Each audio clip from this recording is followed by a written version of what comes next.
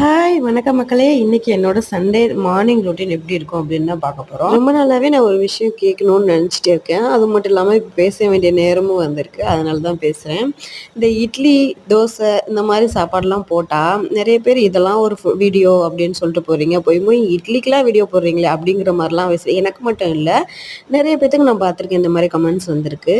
Same அதே இட்லி செய்ய முடியாமல் தாங்க தெருவுக்கு 4 இட்லி கடை இருக்குது. போய் நின்று லைனில் வாங்குறதுல நீங்களும் கூட இருப்பீங்க. இட்லி தோசை செய்யறதுக்கு எங்களுக்கு ஒரு 10 மினிட்ஸ் போதும். ஆனா அதை வீடியோவா மேக் பண்றதுக்கு எவ்வளவு நேரம் ஆகும் தெரியுமா? எல்லாத்துக்குமே கஷ்டப்பட்டு தாங்க எஃபோர்ட் போடுறாங்க. ஓகேங்களா? நாங்க பண்ற எல்லா வீடியோக்கும் நீங்க மோட்டிவேட் பண்ணுங்கன்னு சொல்லல, சரியா? நீங்க பேடா கமெண்ட் பண்ணாம இருக்கலாம்ல. முன்னாடிதான் சொல்லுவாங்க, இடம் பொருள் ஏவல் பார்த்து பேசுங்க. இப்பெல்லாம் அப்படி தேவையே கிடையாது. ஏன்னா கை தானே டைப் பண்ணி அனுப்ப போகுது, நம்மளை யாரும் பார்க்கவே போறது இல்லை அப்படிங்கிற தைரியத்துல இஷ்டத்துக்கு டைப் பண்ணி அனுப்பிச்சிட்டே இருக்கீங்க. மோசமான கமெண்ட்ஸை எல்லாராலையும் ஈஸியா கடந்து போயிட முடியாது.